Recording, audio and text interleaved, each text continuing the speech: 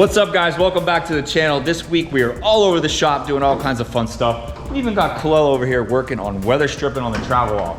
We got some updates coming to you guys on that. Hopefully we're gonna get it on the rollers real soon, but this week we're gonna continue grinding down on the 62 C10. We're hoping to get this thing off the chassis table, all coated and all painted. As you saw in last week's episode, we got those air lift performance shocks put in. Everything's functioning just the way it should. So it's almost time to strip it down and paint. Before you can do that, Andrew's got a bunch of performance upgrades to do to our LS3, throw in the motor and the cab back on the frame, make all of our adjustments, final welds onto the chassis, and then for real, we're taking it apart, we're gonna be painting it, and it'll be on the ground by the end of the episode. So we've got a lot of work to do. So this is a 6.2 LS3 Gen 4. We're gonna get rid of the displacement on demand and we're gonna get rid of our variable valve timing. Really excited about all the performance products we're using. What we have here is one of the camshafts from TIC Performance that is gonna give 60 to 70 horsepower increase. Also, they claim to not have to install an upgraded stall with this camshaft, so I'm really excited to do that. That's really cool. We have valve springs to go along with that lift on there. We have a handful of other stuff in here, GM performance parts, lifters, timing cover replacement, new valley cover, head gaskets as well. We have a full accessory drive kit from Wagner also that's going to be going on here with a new ATI dampener. I don't know if we're going to be using these valve covers. These were off a different engine. I don't want to claim it's a 376 because it's not. Really not too much on the performance side of it. Minor upgrades to make it run a little bit smoother and give it just a little bit more power because the LS3 is a pretty stout engine by itself. I mean, this thing will put out 400 horsepower with just a set of headers on it. I'm going to get to work stripping this thing down.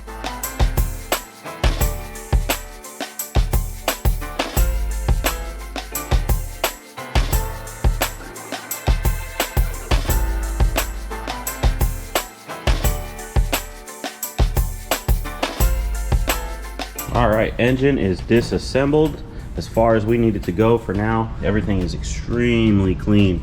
You can see the aluminum has no discoloration on it at all. I did see on the back of the cylinder head 25K. So this might have been a 25,000 mile engine. You know, obviously carbon buildup on the piston tops, but bores look amazing. Plenty of cross hatching left. Lifters came out with ease, so I know that the bores in there are really clean. Cam bearings look perfect. Not even a bit of wear. Now all I have to do is kind of prep it up, clean it, and get it ready for all the new parts.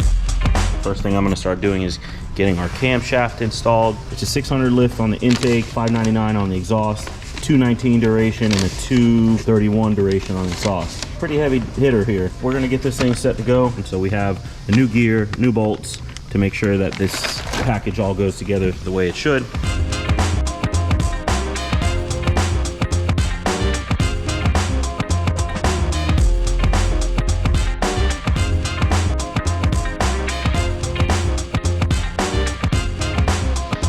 So I got the timing cover on. I'm not gonna bolt it down 100% just yet. What I found is the best way to get the cover on properly is to get the cover on, install the balancer, and the balancer will center the crank seal, and that'll give you a way better idea of exactly where this timing cover is gonna wanna be. It makes a difference here. You can see the heavy lip right there between the timing cover and the rail pan of the block.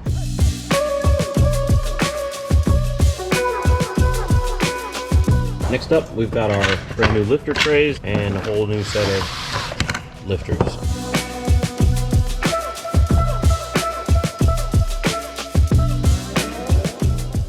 All right, block's all ready to go. Got my lifters in, lifter trays, new valley cover, timing cover, oil pan, it's all back on, and the new camshaft. Next thing I'm gonna do is work on the cylinder heads. I have upgraded valve springs to go with our new camshaft to support the pressure, making sure that we can keep these valves closed.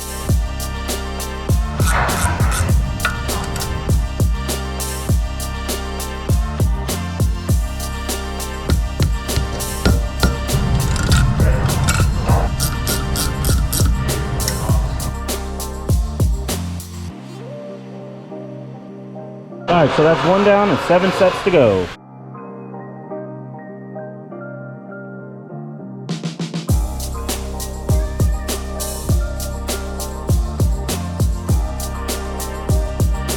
Once again, it is that time.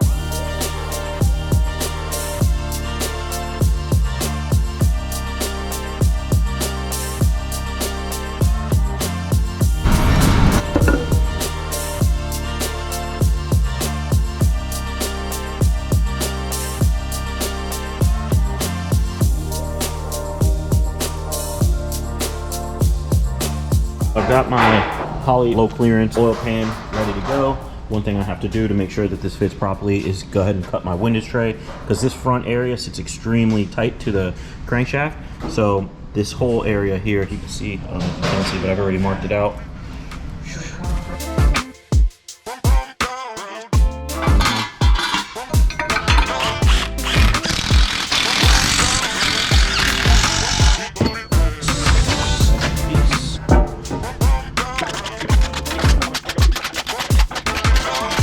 So we're just about back to where we had originally started with our long block assembly. Oil pans on, new camshaft is in there, new timing gear, new timing cover. I've got our new valve springs, stems, and retainers. I'm gonna have to get a slightly longer push rod because the base circle on this cam is a little bit smaller than the stock one. So while that stuff is on order, we're gonna go ahead and mock up the engine back inside the frame. All right, so I've got the transmission onto the back of the engine. Always a key thing to remember when putting a transmission, especially an automatic transmission, is making sure that your torque converter is seated completely inside of the pump housing. If not, you'll end up running into problems where you're trying to bolt the case together and the torque converter is fighting you up against a flex plate. Never try to force the bolts on. You could potentially break the transmission, or even worse, snap off the ear on your engine.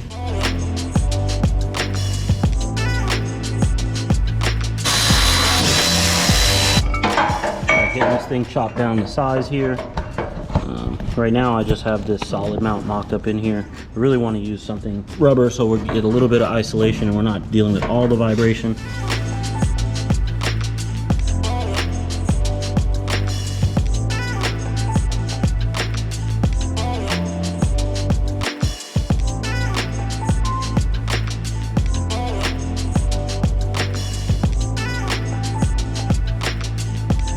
All right, so the cross member is completed. We have the proper width. I've got our ends welded on as well. Last thing we had to do before we finalize where the bolt holes are gonna go is to make sure that we have the right angle of setback for the engine. We're about 4 degrees, and this is gonna be its final resting place. Now that the motor is where it is, of course there are things to change. So first thing, drive shaft going from here to the rear end that raises up and down. This guy's in the way. We're gonna start by getting all these rivets off, pop this guy off so that way there's room for travel of the drive shaft going up and down. Second exhaust system comes right into the frame. So we're gonna cut out a little oval section here, curve, and then come through and dump down, or maybe dump out the step side. Moving to the other side, the header is closer to the frame on this side. So we're gonna cut out the section of the frame and rebox it in, and then cut out a U, have it go through here. Hey look, we already got a muffler.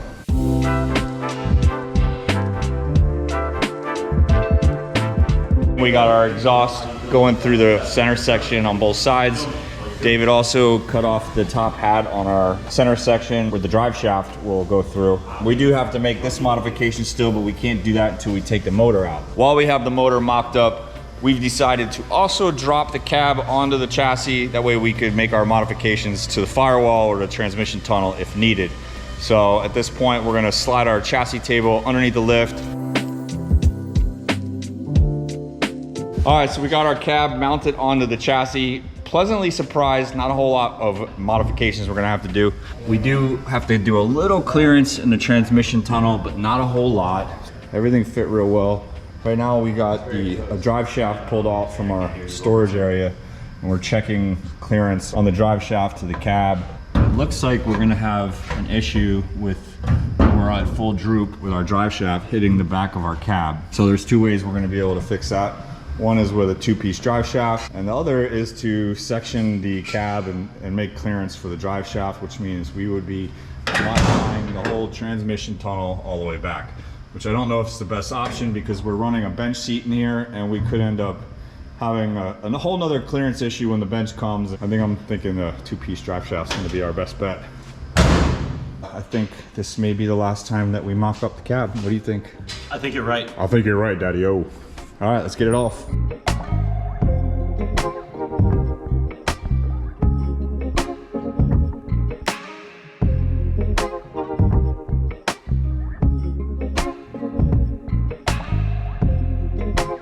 we have plasma cut, cleaned up a half circle shape here, and we're gonna use this pipe. Once we cut out the shape, should fit the contour, and then be able to weld it in and make this hole again and give it some extra beefy support.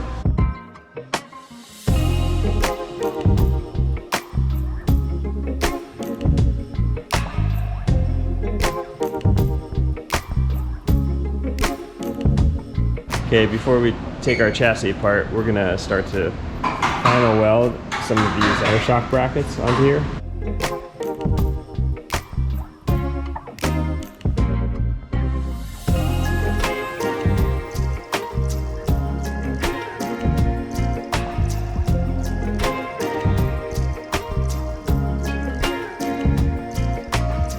We finished doing a bunch of our final welds on all the stuff that we could reach while it's mounted in the chassis. We're gonna be tearing everything apart so we can send it to paint. That just pretty much means unbolting everything that has a bolt on here.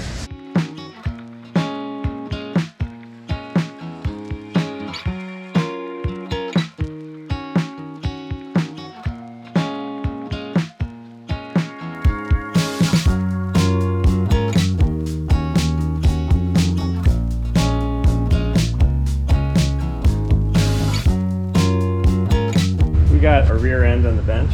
We're going to be final welding in trailing arm brackets and also the brackets for our air shocks as well.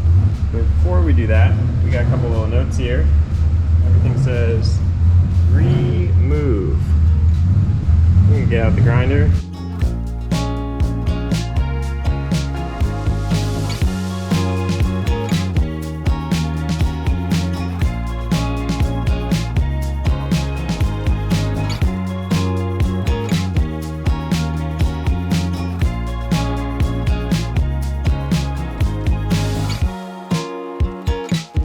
All right, we spent some time yesterday on the frame, throwing some Bondo on all of our little patches and holes and any little imperfections that we found. I mean, we were not looking for like a show chassis here. We're just, you know, taking a little extra effort to make it look nice once we paint it.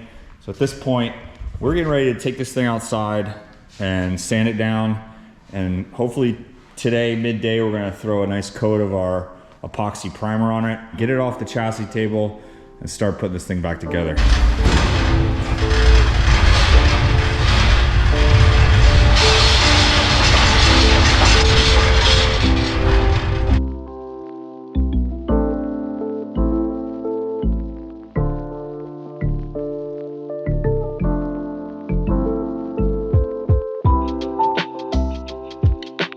We got this cab sanded down pretty good. We got a few more things to patch up before we're done.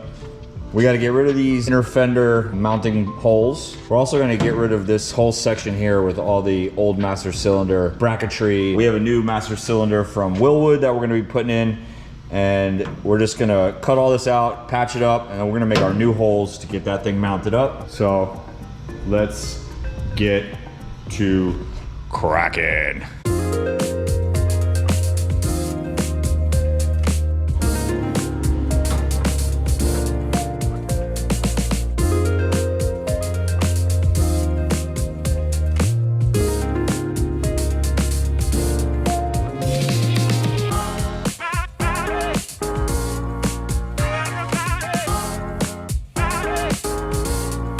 All right, our last bit of rust repairs are gonna be here on these front fenders. This is a mess up here. Somebody actually used mesh tape and a whole lot of Bondo to fix this at one point. So I'm gonna have to get all that cleaned out. And up here, same thing on the passenger side, just completely rusted out. So we're gonna cut all this out and put in some new pieces. Call it a day, dude.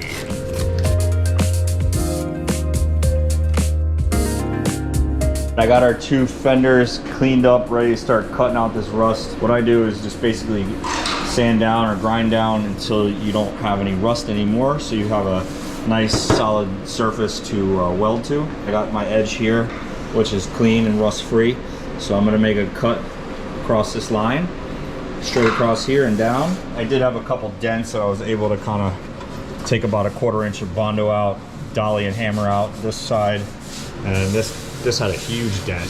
Thank God this is a patina truck. As you see, this is kind of all falling apart. So I'll probably try to do some repairs to this side and here as well. This is where you're bolting your core support to.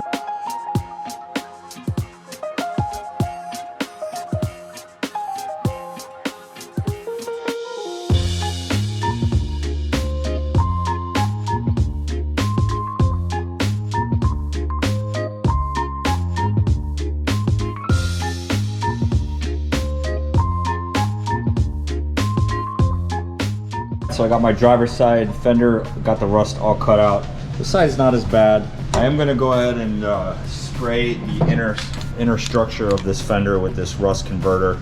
This will just stop any of this rust from continuing to grow. I already got my template made up. If you guys saw in the time lapse, I just take the template paper, lay it over my hole. I use a pencil to kind of like trace it and then cut it out. So it's pretty simple to do it that way. So yeah, now I'm just gonna get my paper converted over to this 16 gauge, cut it out, and weld her in. I already got the passenger side tacked in there. So at this point, I'm gonna go ahead and grind off some of these high parts and finish welding that. And this one's ready for Bondo.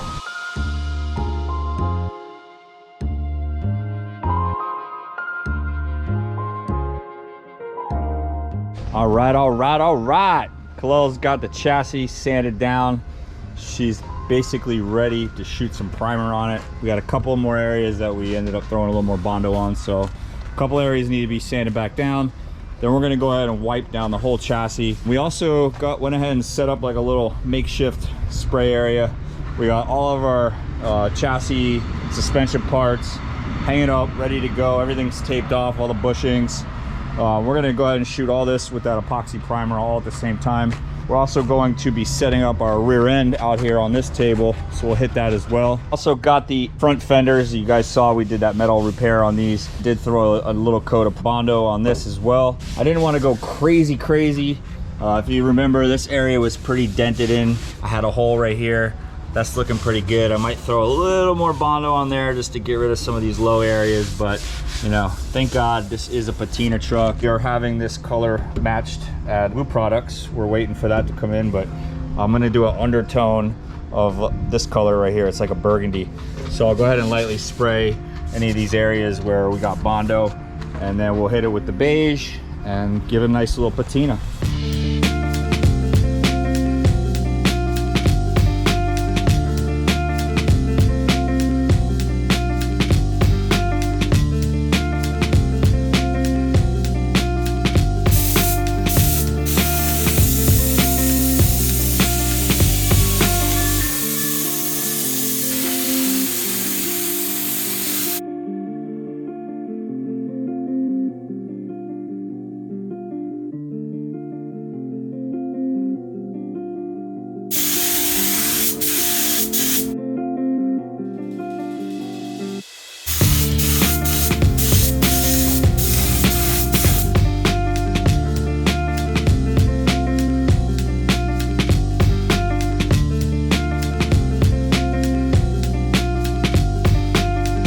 All right, guys, we were able to get the chassis back inside the shop. We got a coat of our epoxy primer on it.